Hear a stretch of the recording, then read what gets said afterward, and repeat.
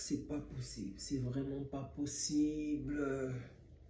Ouais, je sais, je me suis rasé les cheveux, j'ai une tête d'œuf en ce moment. C'est pas croyable, mais comment on a pu perdre ce match? Nous étions l'équipe la plus offensive d'Europe.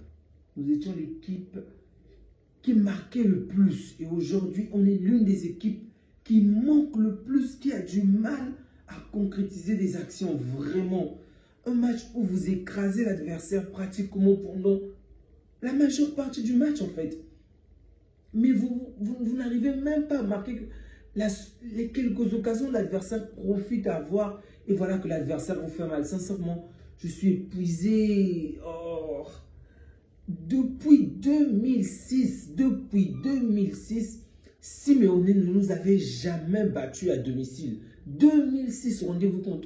Même avec Xavi, pour lequel on se plaignait des matchs, même avec Xavi, on réussissait à battre cette équipe. Avec Coman, où c'était catastrophique, on réussissait à battre cette équipe à domicile. C'est pas croyable, c'est pas possible. Oh. Cette équipe m'énerve à un point où je n'en peux plus. Sincèrement, je n'en peux plus. Comment on a pu perdre ce match? 19 tirs, seulement 7 cadrés. Et même avec les 7 cadrés, vous avez du mal à plonger la balle, à envoyer la balle dans les filets. Mais qu'est-ce que vous ne comprenez pas? L'adversaire, on a eu 5 et 4 cadrés. 4 cadrés, 2 buts. Oh, ces matchs contre Atlético sont frustrants. Ils n'ont rien foutu de tout le match. Et à la deuxième période, ils se procurent 2 ou 3 petites occasions. Voilà, le tour est gagné. C'est toujours la même chose. Vraiment, Flick n'était pas là. Ok. Yamal n'est pas là. Ok, mais moi, je vais l'en vouloir. Parce que, est-ce qu'il n'a pas vu Atlético le faire contre le Paris Saint-Germain? Est-ce qu'il n'a pas vu l'Atlético le faire contre d'autres clubs en Ligue des Champions ou en championnat? Ce club-là ne brille pas. Ce club-là n'a pas besoin d'avoir 10 000 occasions. Non, ils vont subir. Et à la fin du match, coup de sort, ils vont réussir à marquer. Vraiment, cette équipe me saoule déjà. Telle mauvaise passe. Déjà plus de 7 matchs. On n'arrive pas à gagner en Liga. Comment c'est possible? On était premier et là, on est pratiquement 3e, voire même 4e. Sincèrement, ça n'a aucun sens. Donc, l'Atlético passe premier avec 41 points. Le Barça est 2e avec 38 points, sachant que le Real va jouer demain, ok? Et sans oublier que l'Atlético et le Real ont un match au moins chacun. Donc, si l'Atlético gagne son match au moins, il y aura l'écart de 6 points avec nous. Si le Real également gagne les 2 matchs prochains, bah, c'est fini, c'est fini. Sincèrement, je suis vraiment désespéré. Il y a des joueurs qui n'ont même plus le droit d'être titulaires. Depuis combien de temps que Lewandowski n'arrive même pas à marquer? Il est là, non seulement il ne marque pas, mais il nous fait perdre des occasions tellement franches. Sincèrement, sort. Mettez Pau Victor à la place. Sincèrement, Pablo Torre est là. Mettez les jeunes. On n'en peut plus au milieu du terrain ou en défense. On voit de quelle manière nos jeunes joueurs font la différence. Mettez les jeunes joueurs, plus que les anciens n'arrivent même plus. Oh.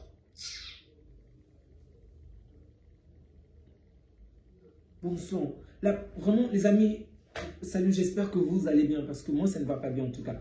On commence la première période. Une large domination claire et nette sur tous les fronts, sur toutes les lignes. L'adversaire est écrasé. On a une domination de plus de 60 et quelques %. On marque un but assez, on va dire assez tôt, aux alentours de la 30e minute. En fait, même le but, le match méritait un score beaucoup plus large, ok?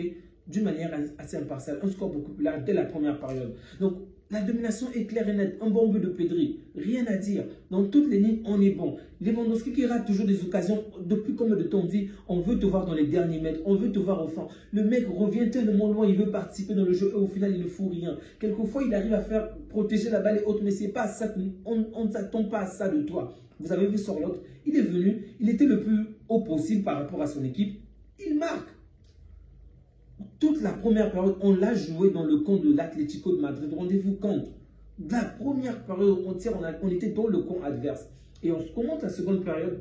On va dire que le match est assez équilibré. Et même les buts, je pense que c'est à cause de Rafinha et Lewandowski si on les a marqués. Bon, Rafinha qui perd la balle avec la passe. Je veux dire, regardez à quel moment on marque les 2 buts. C'est lorsqu'on rate en fait. C'est comme si les défenseurs avaient perdu espoir. Ça peut être pour le premier but ou le deuxième but. On rate avant tout des opportunités et l'adversaire à la fin profite en fait. Toutefois, je veux sortir quelques joueurs du lot, ok? Même si on a pris 2 buts, je pense que Peña a fait un bon match. Il ne pouvait pas faire plus que ça. Pour moi, je vais le mettre de côté, vraiment bon match de Peña. Rafinha qui a fait un bon match, même si lui également, il a manqué quand même certaines occasions franches qui auraient pu faire la différence. Il n'a pas su les mettre au fond, mais il a fait un très bon match. Pedri, pour moi, c'est peut-être même l'homme du match du côté du Barça. Un très très bon match. Casado également a fait un bon match. Gavi a fait un match intéressant. Comment dire? Un joueur comme Olmo, vraiment, Olmo, je ne sais pas quoi, mais depuis qu'il est revenu, il n'est plus percutant, il n'arrive plus à marquer. Il est vraiment dans le dur, il joue beaucoup en arrière et toutes les fois qu'il va en avant, ce n'est pas bon. Le requin a été un petit poisson rouge aujourd'hui, ça n'a pas servi à grand chose. Fermin Lopez aussi, depuis qu'il revient de la blessure, on avait Fermin Lopez, on nous a remis Jennifer Lopez, donc du coup, ce n'est pas du tout le même joueur, vraiment pas du tout. Il s'est donné à fond, même nous le Fermin qu'on connaissait, il passait devant Lewandowski, il partait marquer. Je comprends, aujourd'hui ce n'est pas son poste. On l'a mis sur une mauvaise passe, mais même lorsqu'il n'était pas à son poste, je me souviens de quelle manière Fermin cassait les lignes. Il allait vraiment en avant, vraiment en avant. On avait l'impression que c'était même lui le 9 à la place de Lewandowski. Ce Fermin là joue aux côtés, il se donne à fond pour défendre, il se donne à fond pour centrer. Mais moi je veux te voir dans la finition. Et lorsque tu es dans la finition, tu es bon. Et toutes les fois qu'il était dans la finition aujourd'hui, il n'était pas bon. C'est pas possible. Oh.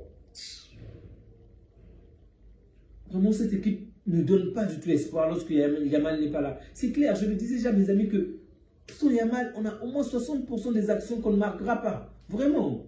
Et c'est évident, c'est là. On n'arrive même pas à marquer, alors qu'on s'est procuré un nombre incalculable d'occasions. Combien de fois on s'est retrouvé, combien de fois il y a eu des arrêts de Oblak. Et même lorsqu'il commettait des fautes, Oblak commettait des erreurs, on ne parvenait pas à profiter de cela.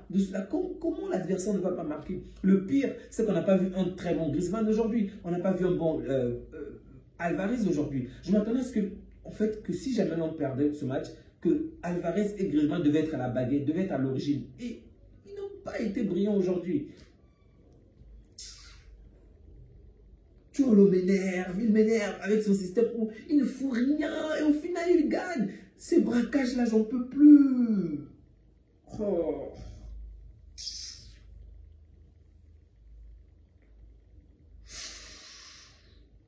C'est dur les amis, c'est dur. C'est vraiment dur en ce moment. Je ne sais pas, que faut-il attendre de cette équipe? Comment sortir cette équipe de cette phase infernale où on n'arrive même pas à faire la différence? Vraiment, même pas. Je le disais déjà la fois dernière que Lewandowski est dans un trou, qu'on le sorte vraiment, qu'il puisse un tout petit peu cirer le banc encore. Vraiment, un tout petit peu. 2 ou 3 matchs encore. 2 ou 3 matchs encore. Oh, il n'est pas à la hauteur en ce moment. Il n'est pas à la hauteur. Je ne sais pas. Dans la vidéo passée, je vous parlais des potentiels joueurs qui doivent rejoindre le Barça. Et bien, ça, c'est une raison pour laquelle on doit appeler d'autres potentiels joueurs. On a vu la première période de quelle manière toutes les actions dangereuses venaient, par exemple, du côté de Rafinha. Du coup, c'était devenu un peu téléguidé, en fait. On savait que c'est Rafinha qui va casser la ligne, c'est Rafinha qui va dribbler, c'est Rafinha qui va faire ceci, qui va faire cela. Donc, même si l'adversaire subissait, ça fait comment? Canadien n'a pas été à la hauteur, ok. L'anglais, de temps en temps, Ravi, je ne sais pas si c'est comme ça que ça se prononce en espagnol, JR. Donc, il a souffert. Mais au final, Rafinha n'a pas marqué. Il n'a pas réussi à être décisif, bien qu'il ait fait un bon match. Du coup, il faut plus de danger. Et de l'autre côté, Fermin Lopez n'est pas à la hauteur pour jouer sur ce point-là. Il n'est pas à la hauteur. Il nous faut un véritable joueur qui va casser la ligne. Il nous faut un véritable joueur qui va apporter du danger de l'autre côté, lorsque Yamal n'est pas là. Flick m'a déçu. Il n'était pas sur le banc, mais il m'a déçu. Il est fautif. Il a pris un carton rouge stupide. Aujourd'hui encore, au moment où son équipe a besoin de lui, il n'est pas là. Son équipe se procure des occasions, mais ils n'arrivent même pas à concrétiser la moindre occasion. Sors-les, je ne sais pas moi. Ça sert à quoi d'avoir de jeunes bons joueurs sur le banc qui ne jouent pratiquement plus. Ce qui faisait notre force, c'est qu'au début, on mettait énormément de jeunes qui rentraient, qui faisaient la différence. Et c'était beau. Regardez, Bernard était là, bon, il est blessé. Pour Victor était là, il apporte du danger, il apporte des choses concrètes. Sans certains titulaires, sors-les. Martinez également a fait un bon match, Kourbassi a fait un bon match, même s'il est quand même fautif sur le but. Koundé également a fait un bon match. Dans le sens, sincèrement, excepté ces deux joueurs que je viens de citer, principalement Lewandowski, je dirais qu'il n'a pas été bon. Heureusement, le peu de temps qu'il a eu, il n'a pas su se démarquer. J'attends plus de sa part. Firmino Lopez, moi, c'est devant que je veux le voir être à droite. Rafinha était bon, mais il a également manqué des actions où il pouvait vraiment faire la différence. Donc, c'est frustrant parce qu'il y a eu... Tout était préparé pour gagner. Je n'arrive pas à comprendre. Oblak, malgré qu'il a eu deux ou trois petites actions, il n'était pas à la hauteur. Dans l'ensemble, il a fait un bon match. Griezmann et Alvarez étaient trop éloignés, ils étaient trop isolés dans notre camp. Du coup, ils étaient du monde. Alors, quand ils étaient tellement loin de notre camp, ils n'ont pas pu faire grand-chose. C'était vraiment divisé. Il y avait vraiment ce grand écart entre l'attaque et le milieu du côté de l'Atlético. Le jeu était parfait, le système était parfait, mais devant, on n'a pas su en profiter. De Paul qui était là juste... qui n'avait pratiquement rien fait d'intéressant. Il a fallu qu'il puisse trouver l'occasion qu'il faut pour marquer hors de la surface. Et un magnifique but, malheureusement. Qui encore? Le fils de Simeone qui s'est donné à fond, mais lui également n'était pas à la hauteur. En fait, du côté de l'Atlético, c'est ça en fait. Ils ont joué cette carte défensive comme d'habitude. Et à un moment, Simeone a même été intelligent en mettant 3 centraux. Rendez-vous compte, 3 centraux. Ils ont vraiment joué la carte défensive et ils ont profité de la petite occasion de la contre-attaque pour aller marquer. Ça nous a fait mal, vraiment. C'est juste ça qui fait heureusement le match. On a eu des occasions, on a dominé, on a marché sur l'adversaire, mais on n'a pas pu profiter de l'occasion et l'adversaire en a profité. Souvenez-vous, qu'en début de saison, je le disais déjà autant de fois ici, le but de jouer très très haut, c'est de marquer plusieurs buts parce qu'on accepte que l'adversaire puisse avoir des contre-attaques. On accepte que l'adversaire puisse apporter énormément de danger dans notre dos. Ok, mais le contre-coup, c'est avoir beaucoup plus d'occasions que lui, ce qu'on fait très bien. Avoir la domination, l'écraser, ce que l'on fait très bien, et marquer. Le plus important, c'est ça dans un football, c'est marquer. Si on ne marque pas tout cela, tout ce que j'ai dit avant ne sert à rien. Et donc, plus qu'on ne parvient plus à marquer, c'est normal qu'on ne parvient plus à gagner.